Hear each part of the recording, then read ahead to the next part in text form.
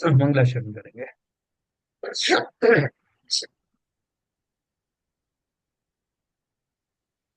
ओम नमः सिद्धेभ्यः जय श्री ओम नमः सिद्धेभ्यः जय श्री ओम नमः सिद्धेभ्यः। मंगलम भगवान वीरो मंगलम गौतमो गणी मंगलम कुंद कुंदाद्यो जयंदर्मोस्तु मंगलम। सर्वमंगल मांगल्यम सर्वकल्याणकारकम प्रधानम सर्वधर्माणां जैनम जयतु शासनम। जैनम जयतु शासनम जैनम जयतु शासनम।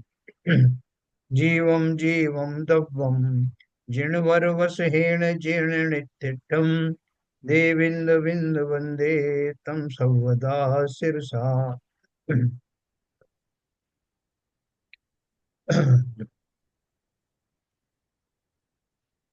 द्रव्य संग्रह के माध्यम से हमने पांचों द्रव्यों के बारे में संक्षेप में जाना। और जो हम अभी समझ रहे हैं वास्तव में वो जीव द्रव्य और उद्गल द्रव्य की मिली जुली अवस्थाओं की बात हम लोग कर रहे हैं। जब हम भावाश्रम की बात करते हैं तो जीव के भावों की बात करते हैं हम भावाश्रम में। और जब द्रव्याश्रम की बात करते हैं तो उनसे जुड़ने वाले जो कर्म आदि हैं उनकी बात करते हैं। वास्तव में संसार में इन दो द्रव्यों का ही सारा खेल मुख्य रूप से होता है। बाकी के जो है वो अपने हिसाब से उनका परिणमन चलता रहता है। तो हमने आश्रव के बारे में विस्तार से जाना कि आश्रव उस अवस्था को बोलते हैं, उस प्रक्रिया को बोलते हैं जिसके माध्यम से जीव के भावों का निमित्त पाकर उद्गल परमाणु कर्म रूप में परिवर्तित होते हैं और आत्मा के प्रदेशों के नजदीक आते हैं। इस प्रक्रिया का नाम हमने आश्रव माना। और आश्रव के हमने बहुत सारे कारण समझे कि क्यों आते हैं, कौन बुलाता है और बुलाते समय मेरे भाव कौन से होते हैं जिनके कारण विविध प्रकार के कर्म आते हैं। 8 प्रकार की कैटेगरी हमने बनाई है मुख्य रूप से। तो कौन से मेरे भाव होते होंगे जिनके कारण वो 8 प्रकार के कर्म आते हैं, वो मेरे भावों की कैटेगरी है। और उन भावों के अनुसार ही जो द्रव्य कर्म है उनकी कैटेगरी है। तो ये हमने कल विस्तार से समझा। वो हमारी क्या क्या भूल होती है। मिथ्यात्व सबसे बड़ा पाप हमने समझा था, क्योंकि जब तक मिथ्यात्व रहता है जीव को, और ना तो अपने स्वरूप का ज्ञान होता है ना ही अन्य वस्तुओं का सच्चा स्वरूप ज्ञान होता है। तो अच्छा आप बोलोगे कि सच्चा स्वरूप बाकी वस्तुओं का तो हमें ज्ञात है ना, कि टेबल है, ये कुर्सी है, ये सब ये हम जानते हैं। बात वो जानने की नहीं है। वो अगर हमने उसको उस रूप में जाना कि वो जड़ हैं, वो पुद्गल हैं, अचेतन हैं, और उनमें वो ज्ञान आदि नहीं होता, तो हम अपने शरीर के बारे में भी जानेंगे कि शरीर भी उन्हीं पुद्गल कर्मों से, पुद्गल परमाणुओं से निर्मित होता है। और जैसे हम उनके बारे में, अन्य द्रव्यों के बारे में सोचते हैं, ऐसा ही शरीर के बारे में क्यों ना सोचा या माना जाए। तो जब हम वास्तव में उसकी हकीकत जान लेते हैं कि जैसे बाकी वस्तुएं दृश्यमान वस्तुएं हैं, वैसी ही ये हैं। और दृश्यमान वस्तुओं से मेरा कभी कोई संबंध हो नहीं सकता, उनमें मैं कोई परिणमन नहीं कर सकता। इसलिए हम जानते हुए भी उन द्रव्यों के जो मूल गुण हैं उनको जानते नहीं हैं। वो किसी के नहीं होते, किसी को जानते नहीं है, उनका परिणमन कोई दूसरा नहीं कर सकता। एक द्रव्य दूसरे द्रव्य को परिणमित नहीं कर सकता। अपना समय आने पर उनका परिणमन होता है। ये सारी बातें उन पुद्गल द्रव्यों पर भी लागू होती है, पुद्गल परमाणुओं पर भी लागू होती है, जिसका कि मुझे पूरी तरह से ज्ञान अभी भी नहीं है। तो हमारे यहाँ कहा कि अगर एक तत्व संबंधी भूल होती तो सभी तत्वों में भूल हो जाती है। वो कैसे हो जाती है ये मैंने आपको बताया। तो हम बात करेंगे, जो हम भावाश्रम की बात कर रहे थे उसमें जो मिथ्यात्व प्रधान है, तो मिथ्यात्व होने पर जीव की दशाएं क्या होती हैं, उसका चिंतन कैसा होता है, कि हमारी गलतियां क्या हैं जिनसे हमें पता लगता है। कोई पागल व्यक्ति है तो उसकी कोई हरकतें विशेष होती हैं जिनसे हम ये समझ लेते हैं कि ये पागल है। कि जैसा है वैसा ना कहकर अन्यथा कहने लगता है, ऐसे ही प्रलाप करता रहता है झूठा सच्चा, तो हम समझ लेते हैं पागल है। ठीक उसी प्रकार से मैं मिथ्या दृष्टि हूँ, इस बात के लक्षण क्या है। वो लक्षण अपन आज पढ़ने वाले हैं।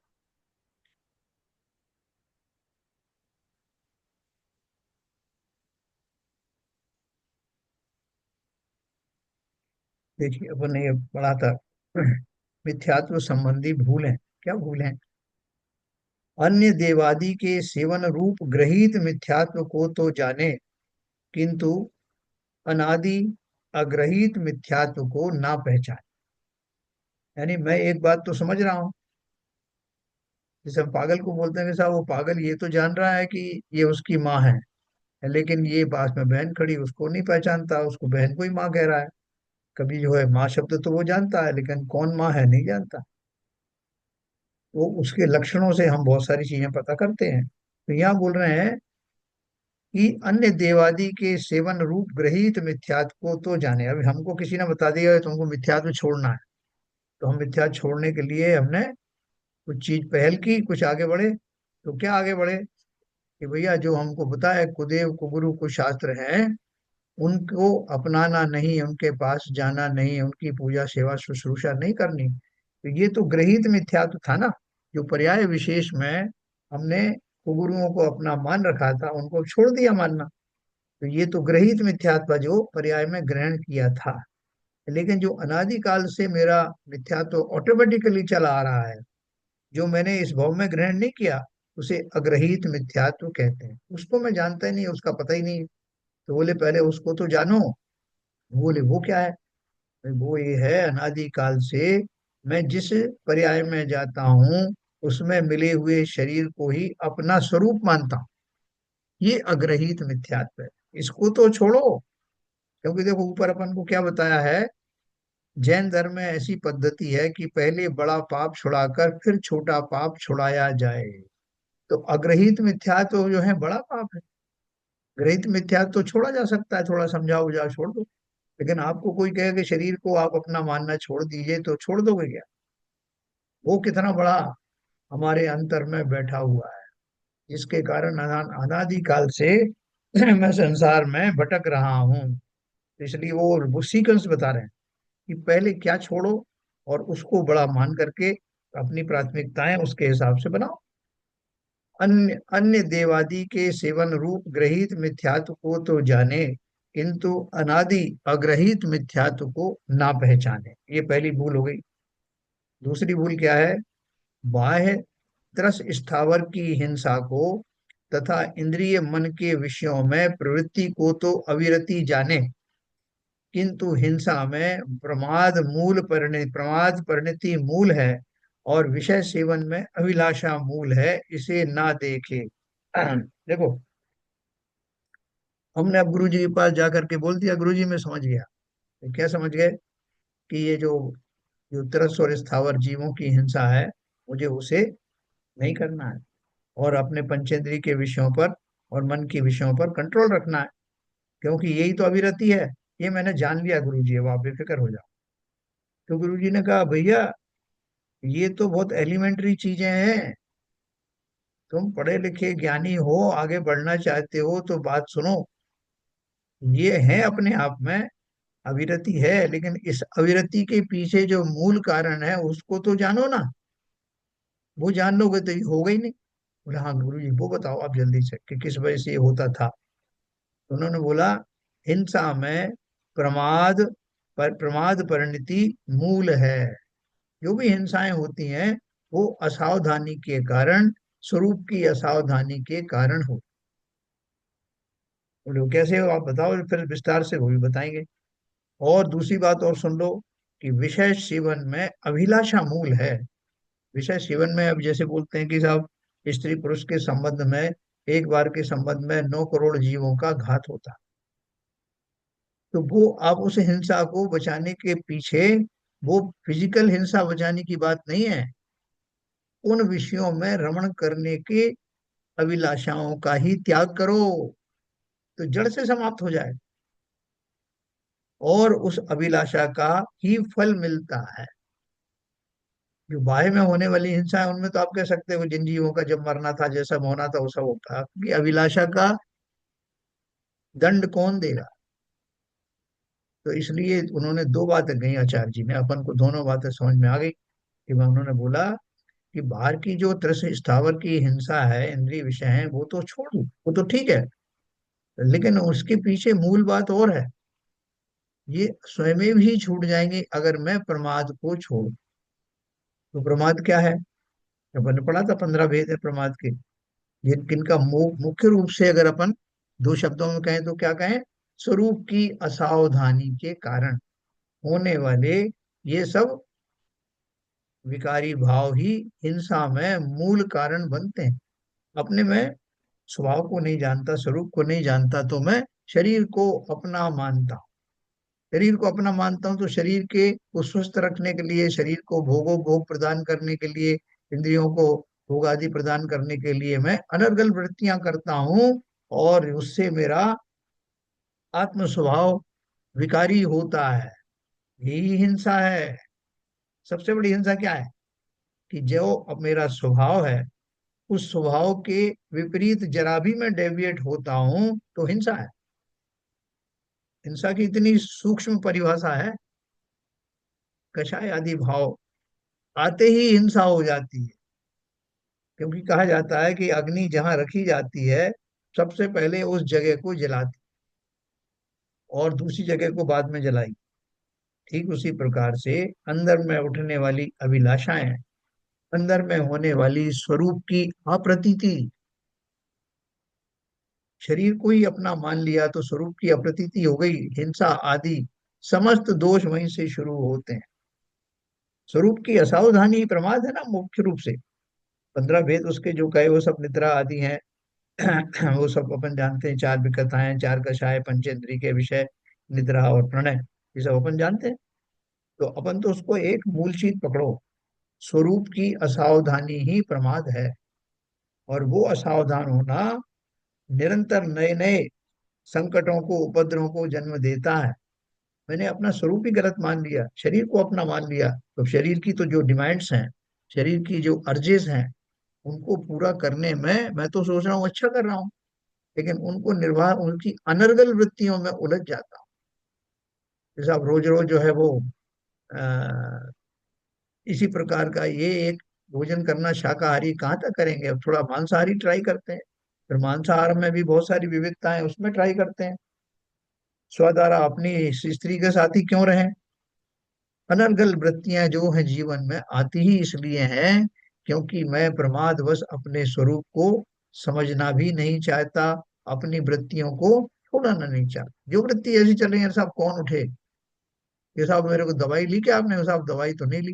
वो क्यों? बोले साहब वहां रखी, अब कौन उठे? कौन लेके आए? मैं जानता हूँ कि लेना चाहिए मगर अब कौन उठे? ये तंद्रा, ये मूर्छा, ये आलस, ये तो मुंह ऊपर ऊपर का है, अंदर में इसी को प्रमाद कहते हैं। भैया तुम्हें ये शोभा देता है क्या? तुम किस तरह के भाव कर रहे हो? तुम मनुष्य हो, सज्जन हो, उसके हिसाब से व्यवहार करो, ऐसे भाव क्यों रख रहे हो? बोले साहब मैं रखना तो नहीं चाहता, आवाज आते हैं तो रोकूं भी क्यों? ये जो सावधानियां हैं, इसी को मूल में प्रमाद के शब्द से परिभाषित किया है। तो उन्होंने क्या बोला कि गुरुजी ने बोला कि ये तुमने जो सब छोड़ने का संकल्प करने जा रहे हो बहुत अच्छी बात है, लेकिन वो क्यों नहीं छूट रही है उसके पीछे तुम्हारा कारण भी बता देता हूँ। बोले जरूर बताओ गुरुजी। तो बोले प्रमाद का नाम सुना है? बोला हाँ सुना है। अगर तुमने प्रमाद को छोड़ने का प्रयत्न करना शुरू किया तो ऑटोमेटिकली बाह्य में होने वाली तरस स्थावर की हिंसा, इंद्रिय मन के विषय छूट ही जाएंगे, रुक नहीं सकती। तो गुरु जी ये बहुत बढ़िया आपने बता दिया, अब मैं इसके ऊपर भी फोकस करूंगा। फिर और क्या बताया? बोले जो विषय सेवन के भाव आते हैं उनमें आपकी अभिलाषाएं हैं ना, वो अभिलाषाएं क्यों आती हैं? क्योंकि मैंने ऐसा माना है कि शरीर ही मैं हूँ, और शरीर को सुखी रखने के लिए जो जो इच्छाएं होती हैं वो मेरी नॉर्मल इच्छाएं हैं। मैं बोलता हूँ सबको कि महाराज जी आप ये बताओ कि ऐसा संसार में कौन प्राणी है जिसे भूख नहीं लगती हो, जिसे भूख प्यास नहीं लगती हो, जिसे परिग्रह की वांछा नहीं होती हो, जिसे मैथुन की वांछा ना हो। तो आहार, संज्ञा और मैथुन और परिग्रह, ये चार संज्ञाएं समस्त संसारी जीवों को होती हैं। और उन संज्ञाओं के होने में कितना मैं कंट्रोल करूं ये मेरे हाथ में है। अब भूख तो उनको मुनियों को भी लगती, लेकिन वो अनर्गल प्रवृत्ति तो नहीं अपनाते कि जब जब मर्जी आया तब खा लिया, जितना मर्जी आया खा लिया, जैसा शुद्ध अशुद्ध खा लिया, नहीं। तो चारों आहार संज्ञा के बीच में, चारों संज्ञाओं के बीच में होने वाली जो अर्जिस हैं, शरीर की जो इच्छाएं हैं, डिमांड है, उनमें मिनिमम इन्वॉल्व होना, विवेकी बनो, उनमें अनर्गल प्रवृत्तियां मत अपनाना। चारों संज्ञाओं में ऐसा लगा लेना। परिग्रह आदि की वांछा एक इंद्रियों में भी होती, क्या परिग्रह करेगा एक इंद्रिय जीव, क्या परिग्रह करेगा? है? कोई किसी को मालूम हो तो बताओ भाई, एक इंद्रिय जीव कितना धन आदि इकट्ठा करता है, या क्या परिग्रह होता है उसका?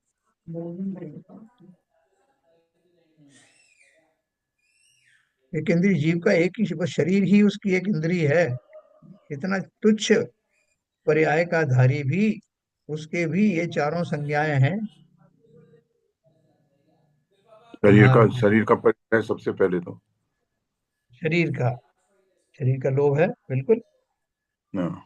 तो वो संग्रह क्या करेगा, परिग्रह क्या करेगा, किस बात का? शरीर में फिर आहार संज्ञा भी आ जाएगी। संज्ञा व्यय, आहार, भय, मैथुन और परिग्रह।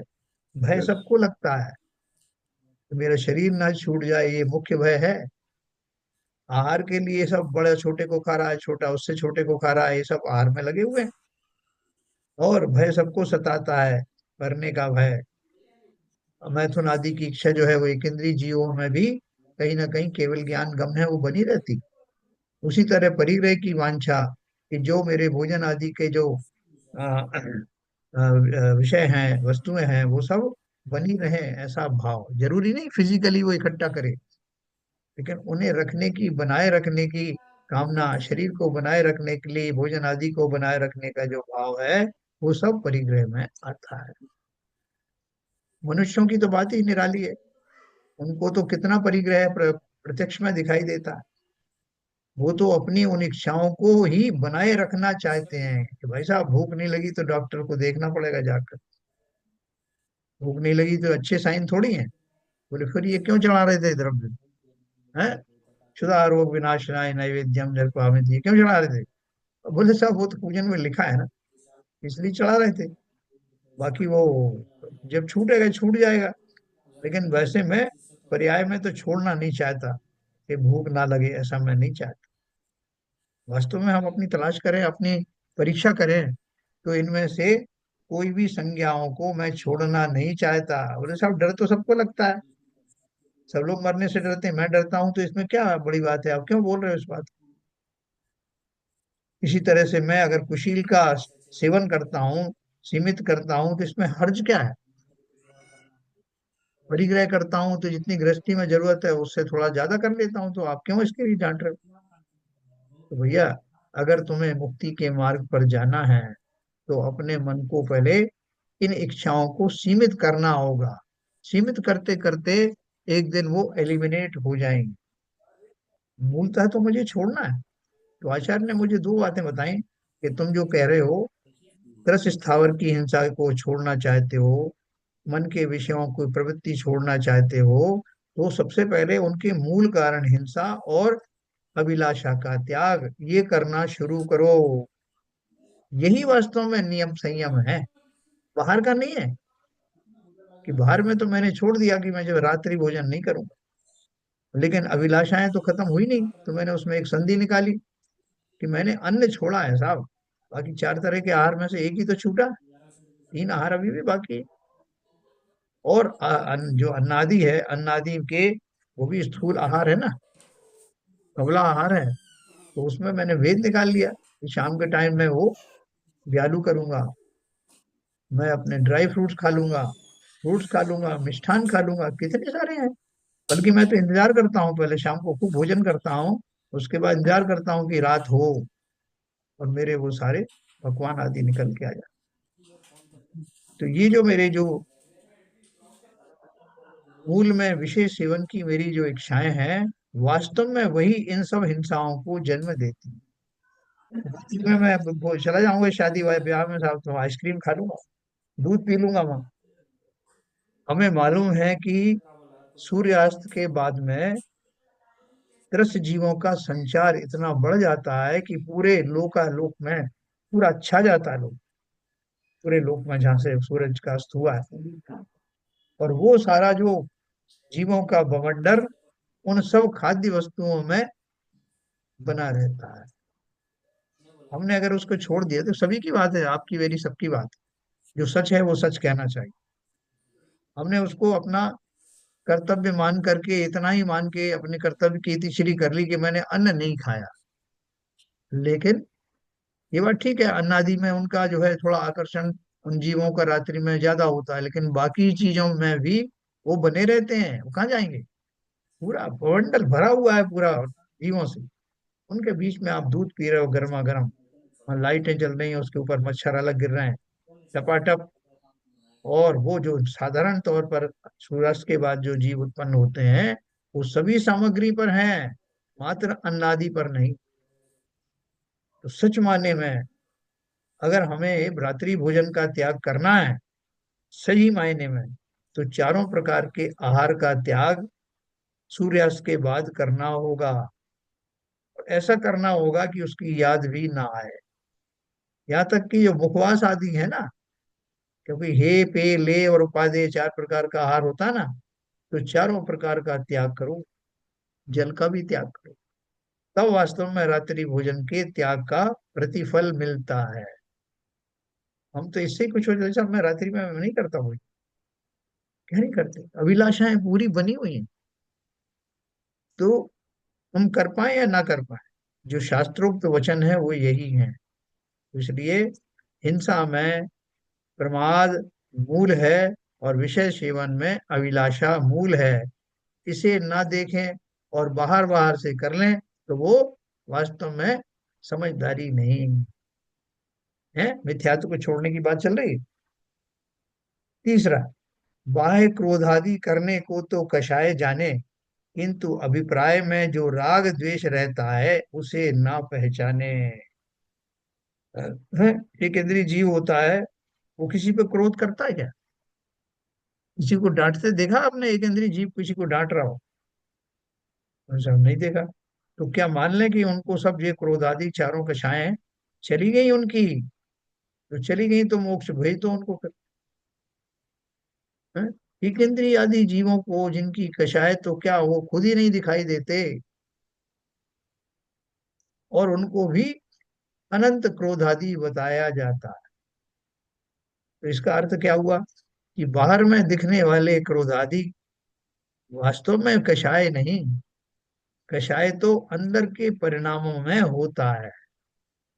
बाह्य क्रोधादि करने को तो कषाय जाने, बोले साहब उनको बहुत गुस्सा आता। तो आपको, बोले साहब मुझे आता तो है मगर मैं किसी को बताता नहीं हूँ, बैठे बैठे बुदबुदाता रहता हूँ, गाली देता रहता हूँ लोगों को, किसी ऊपर नहीं लाता, नहीं तो लोग कहेंगे कितना जो क्रोध करते हो। बहुत गुस्सा आता मुझे संसार की व्यवस्था देख करके, मंदिर में लोग क्या करते हैं, यहाँ क्या करते हैं।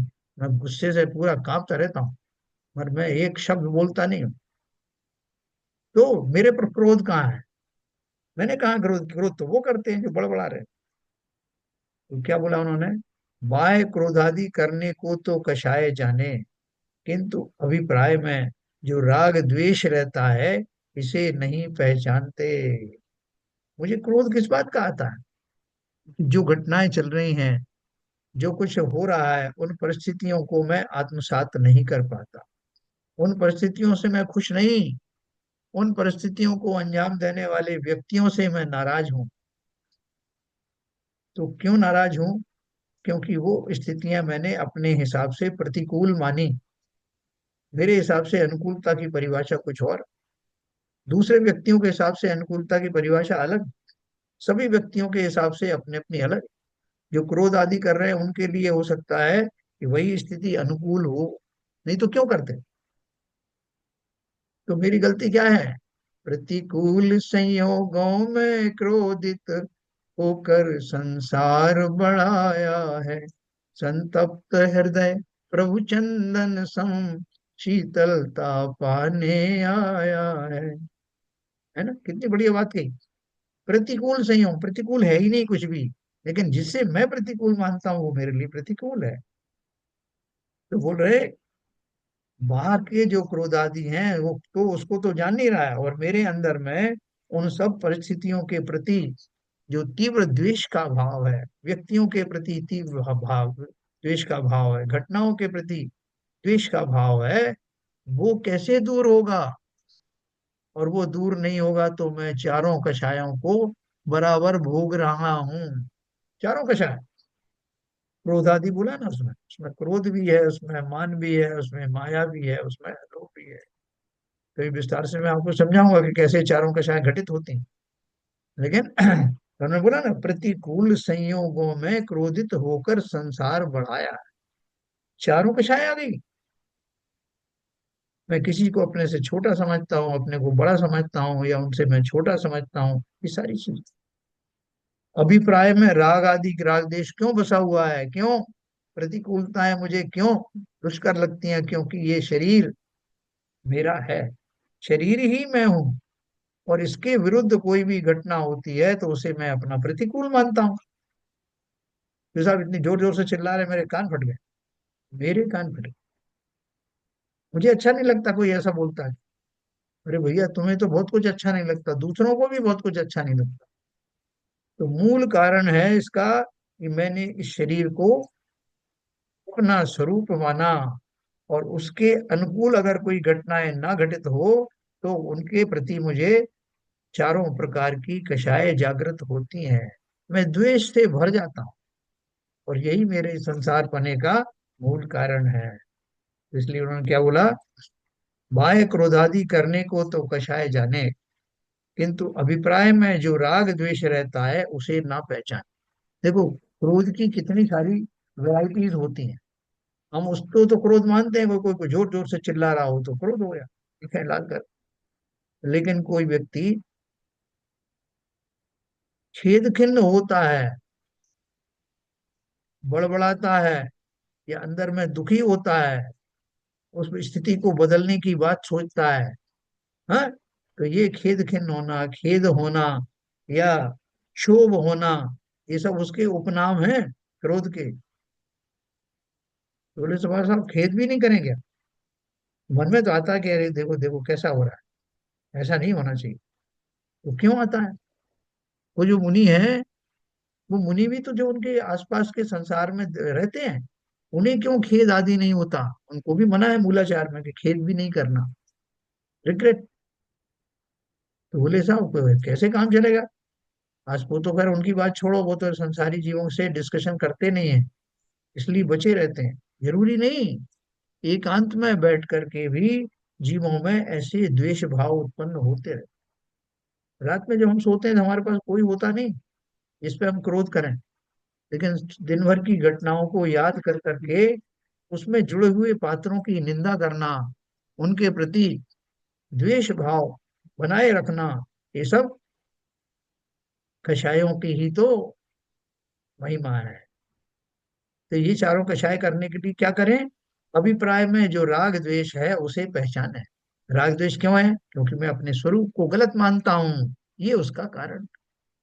क्योंकि अपन क्या पढ़ रहे हैं? मिथ्यात्व के कारणों को पढ़ रहे हैं। तो ये हो गया बाह्य कषाय।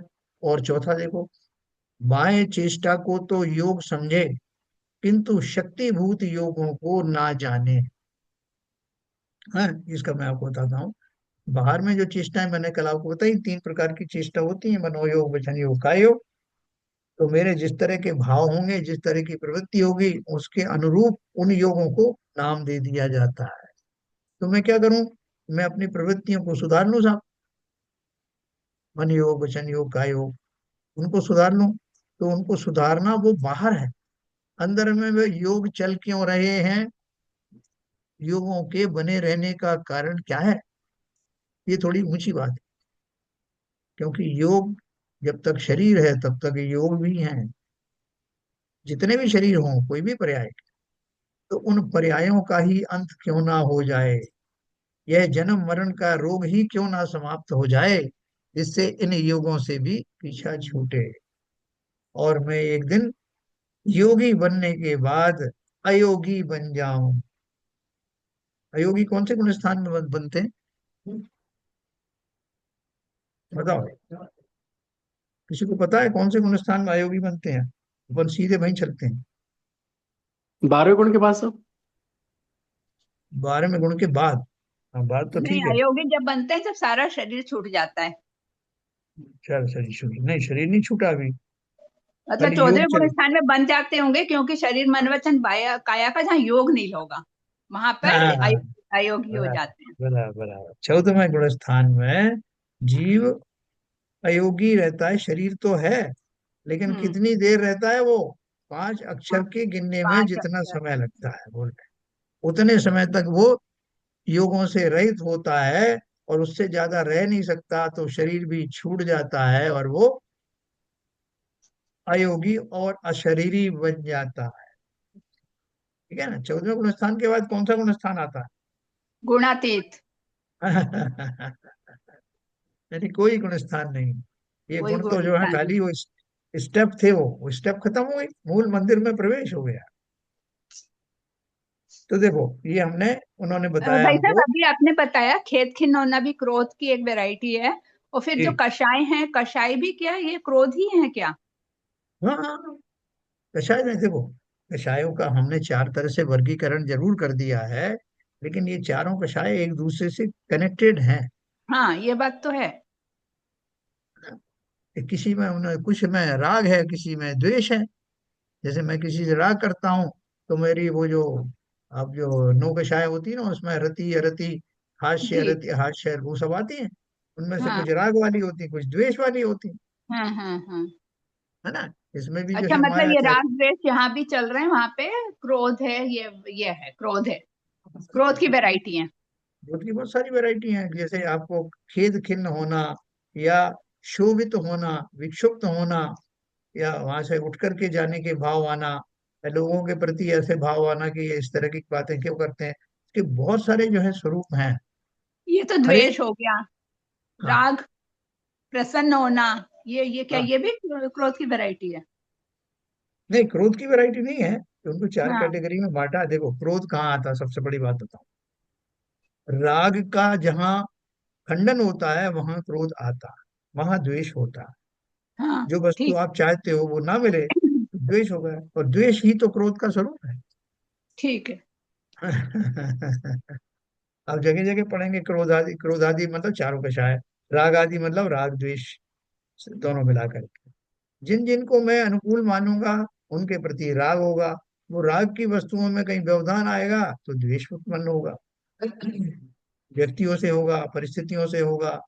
मैं खेद खिन्न हो जाऊंगा, मैं वैसे हो जाता हूँ ना, क्या बोलते हैं, कि मैं किसी से बात नहीं कर रहा हूँ, अंदर से बहुत गुस्सा आ रहा है, किसी को बोल कुछ नहीं रहा हूँ, लेकिन मैं बड़ा दुखी हूँ, कहता हूँ मेरा मन नहीं लग रहा, मेरा मन भारी हो रहा। ये सब क्रोध की ही दशाएं हैं। अगर मैं समता में रहता तो समता रस का पान करता। काय का क्रोध, काय का उद्विग्नपना, उद्विग्न होना क्रोध की ही निशानी। शोभित होना, खेद खिन्न होना, ये सारी चीजें सब वैरायटीज हैं। हर एक कर्म की, हर एक कषाय के अनंत भेद हैं। आपका क्रोध दूसरी तरह का होगा, मेरा दूसरी तरह का होगा। बहुत सारी माताएं जो अपने किसी पड़ोसी ने शिकायत कर दी कि तुम्हारा बेटा बहुत बेकार है, तो मैं नहीं मानती, वो मां नहीं मानती कि मेरे बेटे में कोई गलती है, लेकिन वो गुस्से बस अपने बेटे को पीटती रहती और चिल्लाती रहती, तू गए क्यों इनके घर? तुझे मालूम नहीं कि ये कैसे लोग हैं? मार रही है अपने बेटे को, लेकिन क्रोध किस पर है? हाँ, ऐसी बहुत सारी वेराइटीज हैं। आपको मालूम ही नहीं पड़ेगा कि मैं क्रोधित किस पर हूँ, जब आप गहराई से खोजबीन करोगे कि मैं एक दुखी क्यों हूँ, मुझे आज गुस्सा क्यों आ रहा है, किस पर आ रहा है। तो बोलते हैं साहब वो कहीं का फ्रस्ट्रेशन कहीं निकालते हैं। घर में किसी ने जो है वो दो चार बात कह दी, तो बाहर जाकर किसी से लड़ ली। ये बाहर से लड़कर आए, तो घर में आकर के किसी को अपने, जो निर्बल है, किसी ने अपनी पत्नी पर हाथ उठा दिया, किसी बेटे पे हाथ उठा दिया। तो क्योंकि वो अंदर में जो भरी हुई है कषाय हैं, उनकी परिणति होती है, उनका जो बाहर निकलने की जो प्रक्रिया होती है वो अलग अलग होती है, लेकिन अंतर का जो स्वरूप है। अब वही, अगर किसी को कोई उनसे पूछे कि भैया कहाँ की आपने ये भड़ास कहाँ की निकाली है, भड़ास भी क्रोध में आती तो वो नहीं नहीं कुछ नहीं, जाओ नहीं आप सोचो तो सही, कहीं किसी से झगड़ा हुआ है क्या, साधारण तौर से अपन पूछ लेते हैं। तो अगर हम ईमानदारी से उसका एनालिसिस करें तो मालूम पड़ेगा कि यस, ये घटना हुई थी जो मुझे अच्छी नहीं लगी, उसके फलस्वरूप मैं वहां तो किसी को कुछ कह नहीं सकता था, उसका मैंने यहाँ पर उसका प्रतिसाद दिया। देखो हम अपने प्रैक्टिकल जीवन में इन सब चीजों के से दो चार होते रहते। अब जब हमें बीड़ा उठाया है कि मुझे अपने आप को रिफॉर्म करना है, मैंने घर की सफाई करना, दिवाली आ रही, तो कैसे रिफॉर्म करते हैं?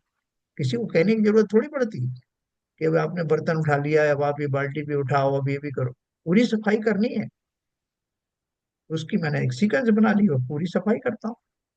ऐसे ही अब समय आ गया, मुझे इस मिथ्यात्व नाम के सबसे बड़े पाप से छुटकारा चाहिए। इसलिए तो मैं गया, इसलिए मैंने आचार्य जी से पूछा कि इस मिथ्यात्व का स्वरूप बताइए, इस स्वरूप की वजह से मैं कैसे अपने स्वरूप से दूर रहता हूँ, कैसे मैं अपनी समता से दूर रहकर क्रोध आदि में फंस जाता हूँ, उसके मूल मंत्र बताइए। बता दिया, दो ही मूल मंत्र विशेष रख याद रखो। क्या? कि प्रमाद के कारण ये चारों कषायें होती हैं। प्रमाद का अर्थ है अपने स्वरूप की प्रति असावधान होना, जो मैं हूं उसका भान निरंतर रहे। कोई दूसरा नहीं कहे भैया तुम आदमी हो यार, आदमी जैसा व्यवहार करो ना, ये कोई क्यों कहे? मैं जानू इस बात, मैं मानव हूँ, वर्तमान पर्याय में मनुष्य पर्याय में हूँ, लेकिन मैं आत्मद्रव्य हूँ। इस पर्याय में जो मुझे जितनी सुविधाएं मिली हैं उसका मिसयूज ना करूं, ऐसा भाव रख करके सफाई करूं ना मैं अपनी। तो महाराज को प्रॉमिस करके आए ना कि मैं मिथ्यात्व को छोड़ दूंगा महाराज, आपने मेरी संकल्प शक्ति नहीं देखी, जिस चीज को मैंने एक बार छोड़ दिया, कोई दूषित चीजों को, वो फिर दोबारा नहीं अपनाई, तो आपने बता दिया कि इतना बड़ा दूषण ये अनादिकाल से मेरे साथ चल रहा है, आपने उसका कारण भी बताया और उसका उपाय भी बताया। अब मैं क्यों उसे नहीं छोड़ सकता? ये मेरी थोड़ी कमजोरी भले ही होगी, लेकिन मैं संकल्पित हूँ, अवश्य ही इस मिथ्यात्व को निकाल बाहर करूंगा। तो इसलिए मैं ये सब कुछ समझ गया जो जो उन्होंने कहा। इस प्रकार आश्रमों के स्वरूप को अज्ञानी जीव अन्यथा जानता है, जिस कारण से वो आश्रम होते हैं उनको वैसा ना जानकर दूसरा ही कारण जानता है ना। जैसे किसी को बार बार जुकाम सर्दी हो जाता है, उसको समझाते हैं कि भैया ये तुम जो ठंडी चीजें खाते हो, हर कभी खा लेते हो, रात में दिन में खा लेते हो, ऐसी चीजें खाते हो जो तुम्हें कफ आदि बढ़ाने वाली है, इनको छोड़ो, इससे ही होता है। बोला उससे थोड़ी होता था। बोले किससे होता है? बोले साहब वो किताब में पढ़ता था, आज मैंने वो किताब नहीं पढ़ी इसलिए जुकाम। यानी जो कोई कनेक्शन ही नहीं। ठीक उसी प्रकार से मैं आश्रमों को सही स्वरूप उनका नहीं जानता, उनके सही कारण नहीं जानता, इसलिए ऊपर ऊपर के कारणों को ही मान के संतुष्ट हो जाता हूँ और वो रोग मेरे जाते नहीं, है ना। तो ये उन्होंने इसलिए मिथ्यात्व के ये जो पन्ने पढ़े, ये चार पांच स्टेप जो पढ़ी, मिथ्यात्व संबंधी भूल, ये बड़ी भूल क्या है, ये भूल हमने पढ़ी। कभी किसी को इस भूल के बारे में जो जाना उसे अगर भूल जाए तो फिर से अपन डिस्कस करेंगे। देखो यहाँ नीचे एक नोट में लिखा है, अच्छा वो नीचे पढ़ेंगे बाद में। हाँ ये आश्रम और संसार के अभाव का क्रम, किस क्रम में वो भाव आते हैं जिनसे कर्मों का बंध होता है, और उनका अभाव कैसे हो, धीरे धीरे करके कैसे जाएगा, ये पूरी सीक्वेंस आचार्यों ने अनुभव में भी लाए हैं और जिनेन्द्र देव की वचनों के अनुसार हमारे लिए ये अवेलेबल कराया है। क्या कराया? चौथे गुण स्थान में मिथ्यात्व पहले नष्ट होता है। देखो नीरजा जी समझना इसको, कौन से गुण स्थान में क्या होता है? चौथे गुण स्थान में मिथ्यात्व पहले नष्ट होता है। मिथ्यात्व संसार का मूल है, उसके नष्ट होने पर सम्यक दर्शन होता है, जो कि धर्म का मूल है, धर्म वहीं से शुरू होता है। दूसरा, पांचवें गुण स्थान में अविरति चली जाती है, और भावलिंगी श्रावकत्व प्रकट होता है। पांचवें गुण स्थान में अविरति चली गई, तभी तो अनुव्रत आदि धारण हुए। फिर भावलिंगी श्रावकत्व वो चले गए तो कौन सा मैं श्रावक बना? भावलिंगी श्रावक। जैसे मुनियों के दो भेद है ना, द्रव्यलिंगी और भावलिंगी मुनि, ऐसे ही श्रावकों के भी दो भेद हैं, आपने पहली बार सुना होगा, भावलिंगी श्रावक और द्रव्यलिंगी श्रावक। क्या अंतर है सर भैया ये इसमें? बताओ। सर ये जो भावलिंगी श्रावक है, क्या वो चतुर्थ स्थान में नहीं हो पाता? हाँ, बहुत बढ़िया बात कही आप। यही यही तो वो पेच है, वो पेच यही है कि जो अगर मैं भावलिंगी श्रावक कह रहा हूँ तो वो कौन है, और द्रव्यलिंगी श्रावक कह रहा हूँ तो जो मुनियों में आपने भेद डाला वो यहाँ है। नहीं, देखिए, जो जिसको सम्यक दर्शन हो गया जी। वो तो भावलिंगी हो गया, वो द्रव्यलिंगी कैसा रहा, कैसे तो रहा? नहीं नहीं रहा ना, वही तो बात है। नहीं, तो वो तो चतुर्थ स्थान गुण स्थान में ही सम्यक दर्शी हो गया। तो तो सम्यक दर्शन, भावलिंगी श्रावक तो चतुर्थ स्थान से शुरू हो जाना चाहिए। यहाँ नहीं भावलिंग नहीं, एक मिनट, सम्यक दर्शन तो चतुर्थ गुण स्थान में हो गया, अब हाँ, पांचवें गुण स्थान में वही जाएगा जो चौथे गुण स्थान से आया है।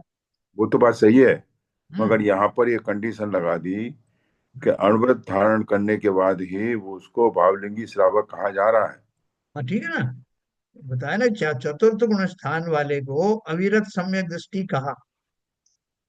जब चतुर्थ गुण स्थान में सम्यक्त होने के बाद उस जीव ने, अब वो अगर उसने वो नियम संयम अनुव्रत आदि धारण कर लिए तो वो न केवल भावलिंगी श्रावक कहा जाएगा, बल्कि उसको अनुव्रतधारी भी कहा जाएगा, पंचम गुण स्थानधारी कहा जाएगा।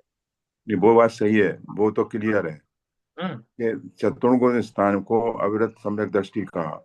हाँ पंचम गुण स्थान को प्रति सम्यक दृष्टि का, या आवृत्ति उसकी चली गई।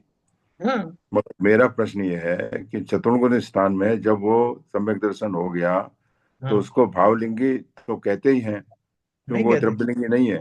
मगर भावलिंगी श्रावक क्यों नहीं कहते हैं? भावलिंगी श्रावक चतुर्थ गुण स्थान में उसने वो व्रत लिए नहीं ना, चतुर्थ गुण स्थान में उसने व्रत भी तो धारण करना चाहिए ना, वो कंडीशन फुलफिल अच्छा। होगी तभी तो उसको श्रावक कहा जाएगा। अच्छा। हम्म। जैसे मुनि को द्रव्यलिंगी आप और भावलिंगी क्यों कह रहे हो? सप्तम गुण स्थान में होने वाले छठे सातवें गुण स्थान में होने वाले मुनिराज को सम्यक दर्शन तो हो गया चौथे गुण स्थान में ही, उसके बाद में वो बन गए, ये एक देश उन्होंने नियम धारण किए, अणुव्रत आदि धारण किए, तो बन गए भावलिंगी श्रावक। उसके बाद जो उनको अगला जो स्टेप है वो उनकी छठवें सातवें सातवां गुण स्थान से शुरू होता है, तो सातवें गुण स्थान में आ गए तो वो क्या बन गए? मुनि बने। कौन से मुनि बने?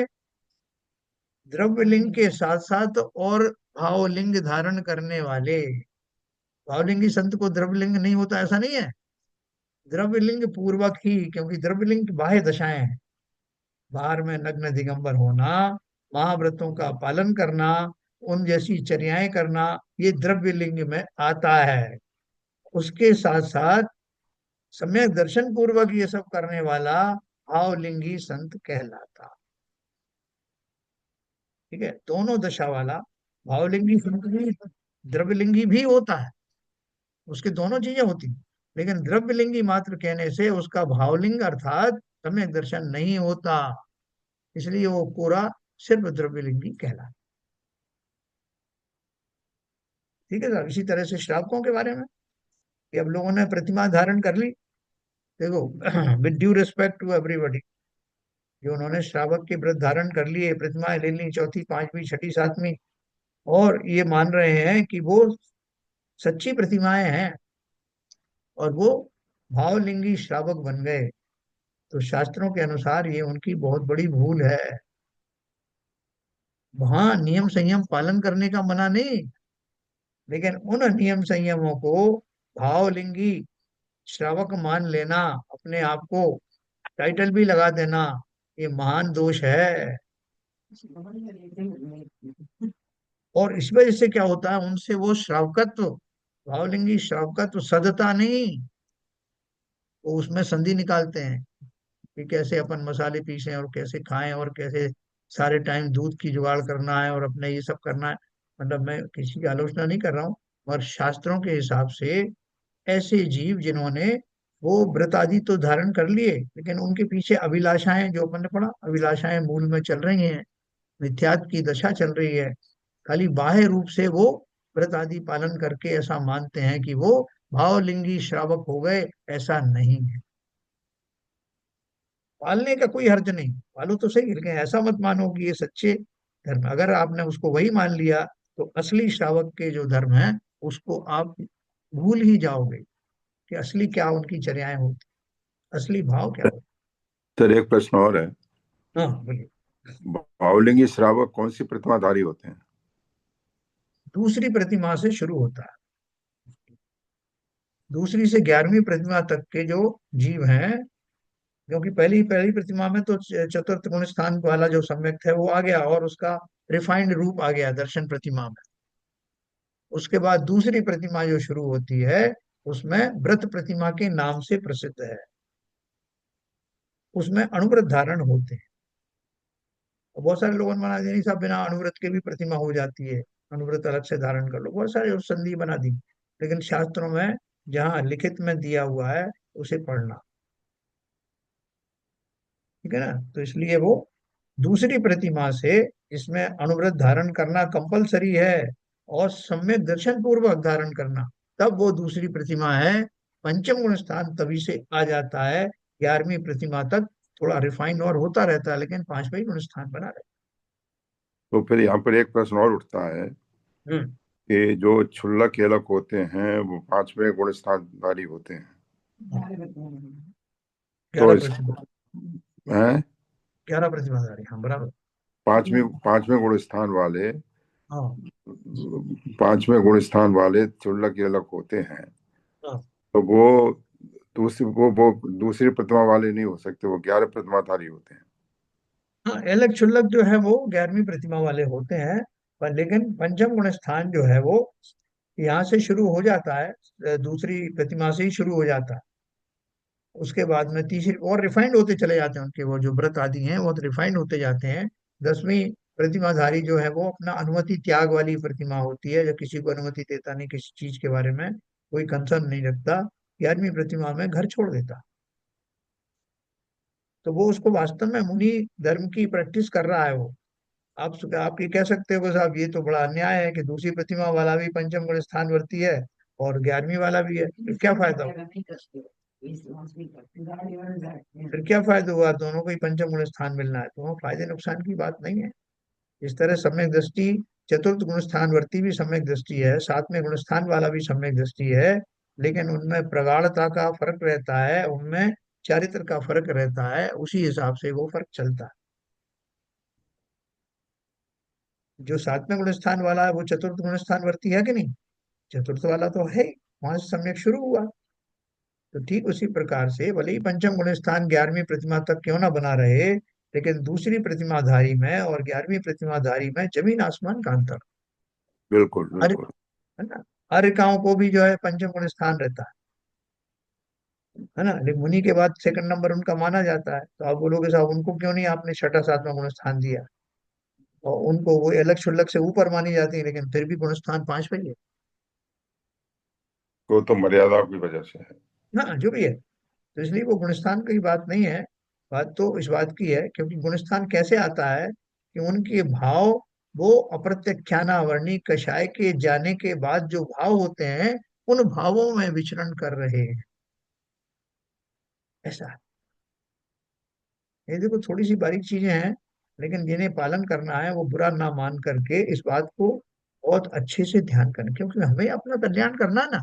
हमें किसी से बहस नहीं करना, हमें किसी को कोई हमें नीचा नहीं दिखा रहा है, हम भी नीचा नहीं देख रहे। हमें तो वास्तविक जो सिचुएशन है शास्त्रों के आधार पर वो नक्की कर। तो बस 2 मिनट में समाप्त करता हूँ, 1 मिनट में 11 में। हाँ, चौथे गुण स्थान में मिथ्यात्व पहले नष्ट होता है, मिथ्यात्व संसार का मूल है, उसके नष्ट होने पर सम्यक दर्शन होता है जो कि धर्म का मूल है। 5वें गुण स्थान में अविरति चली जाती है और भावलिंगी श्रावकत्व प्रकट होता है। 7वें गुण स्थान में प्रमाद नहीं होता, अप्रमत्त गुण स्थान, 11 12वें गुण स्थान में कषाय के न होने से यथाख्यात चारित्र प्रकट होता है। 14वें गुण स्थान में योग के न रहने से अयोगी गुण स्थान प्रकट होता। अंत में असिद्धत्व नामक औदिक भाव का अभाव होने पर सिद्ध दशा प्रकट होती। देखो मेरे लिए सब जगह पे बाधाएं लगी हुई, बोर्ड लगा हुआ कि अब मैं आगे बढ़ा, मुझे बनना था श्रावक। कौन सा श्रावक? भाव वाला श्रावक है, भावलिंगी श्रावक। तो मैं आगे बढ़ा तो वहां बोर्ड लगा था, तो लिखा था आप आगे नहीं बढ़ सकते, पहले आपको सम्यक दर्शन प्राप्त करना पड़ेगा। तो पीछे आ गया मैं। फिर मैंने किधर से जुगाड़ लगा लो करके और आगे पहुंच गया मैं, जो मुनियों की यहाँ एंट्री थी, तो वहां और बड़ा बोर्ड लगा था कि पहले तो श्रावक बनो। ना कैसे आ गए? तो वापस आ गए। ऐसे कितने बोर्ड लगे हुए हैं, और एक अंतिम बोर्ड लगा हुआ था, वो मैंने देखा ही नहीं। वहां लिखा था असिद्धत्व बोर्ड, कि तुम सिद्ध नहीं बन सकते। तो क्यों नहीं बन सकते? पूरी लिस्ट गिना दी मैंने, चेकलिस्ट दे दी, ये सब करके आओ, तब जो लास्ट वाला जो बोर्ड है असिद्धत वाला वो हटाया जाएगा, तब आप सिद्धालय में जा पाएंगे। तो बोर्ड वो कब आएगा? जब मैं 14वें गुण स्थान से भी पार चला जाऊंगा। तो इन सारे गुण स्थानों के बारे में कल मैं आपको संक्षेप में एक बार फिर से बताऊंगा, तो अच्छा आनंद आएगा। ठीक है सर। यस। ललित जी, कौन से गुण स्थान में जाना चाहते हो, बोलो।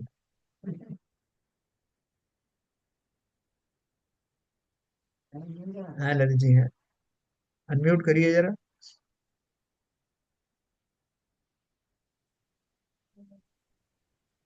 अरे तो साथ ही है पर कहाँ रह पाते हैं। साथ में जाना है, सातवें में। पर है सातवें गुण स्थान में जाना है। नहीं, मेरा ये मतलब है कि हम उस स्थान पे रह तो पाते नहीं है, केवल हम समझ पाते हैं कि हाँ हमारा ये हाँ स्थान ये है, ये अच्छा स्थान है, पुण्य हाँ स्थान है। पर हम उससे दूर ही रह पाते हैं। उसमें रह नहीं पाते, मतलब एक्चुअली उससे में जानते हैं लेकिन हम दूर रहते हैं उससे। अभी तो हम रेगिस्तान में हैं।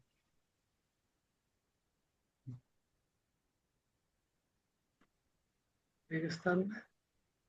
हैं? यहाँ दूर दूर तक सम्यक दृष्टि रूपी जल का अभाव है।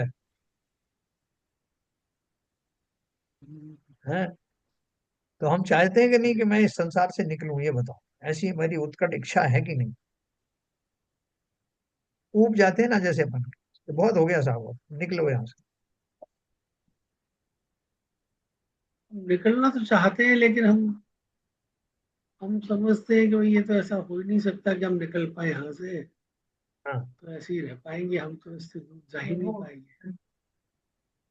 क्या विपुल जी, निकलना चाहते हैं कि नहीं, कि अपन वो संसार वृक्ष की तरह से एक बूंद और।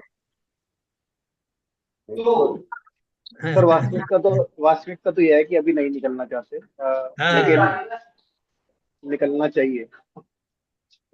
अभी तो ये बहुत आनंद आ रहा है। छोटी मोटी प्रॉब्लम है तो वो ठीक हो जाती है। बहुत सारे जो है वहाँ उपाय हैं, शरीर को देखने के लिए डॉक्टर आदि हैं, लड़ाई मुकदमे लड़ने के लिए वकील हैं, सब कुछ तो व्यवस्था है। वो थोड़ी फिट फाट हो जाए, वो तो यहीं रहेंगे, कहाँ जाना है। हाँ। देखो हमारा संसार से मन भरा नहीं। संसार कहता अभी न जाओ छोड़कर, कि मन अभी भरा नहीं। तो चलिए, अपन इन विषयों से कैसे ऊपर उठें, इसके प्रति कैसे उदासीनता जागृत हो, इनकी निस्सारता कैसे भाषित हो, इसकी चर्चा रोज रोज करने से मिथ्यात्व के बंधन ढीले अवश्य पड़ते हैं। कल अपन फिर इकट्ठे होंगे हम और इस विषय। निस्तारता से ही जो है पास में रहना है, बाकी तो हम नहीं हो सकते, दूर तो नहीं हो सकते। उस निस्तारता में हम आनंद महसूस करें। हाँ। निस्सारता है उसमें आनंद महसूस करते रहे बस, और कुछ ना करें। चलिए जिनवाणी स्तुति करेंगे संजय प्रकाश। जिनवाणी माता दर्शन की बलिहारियां, जिनवाणी माता दर्शन की बलिहारियां। प्रथम देव अरिहंत मनाऊं, गणधर जी को ध्याऊं। कुंद कुंद आचार्य हमारे, तिनको शीस नवाऊं रे। जिनवाणी माता दर्शन की बलिहारियां। योनि लाख 84 माही, घोर महादुख पायो। ऐसी महिमा सुनकर माता, शरण तुम्हारी आयो रे। जिनवाणी माता दर्शन की बलिहारियां। जाने था को शरणो लीनो, अष्ट कर्म क्षय कीनो। जन्म मरण मिटा के माता, मोक्ष महापद दीनो रे। जिनवाणी माता दर्शन की बलिहारियां। ठाणे श्रावक अरज करत हैं, है जिनवाणी माता। द्वादशांग 14 पूरब का, कर दो हमको ज्ञाता रे। जिनवाणी माता दर्शन की बलिहारियां। जिनवाणी माता दर्शन की बलिहारियां। जिनवाणी माता की जय। जय।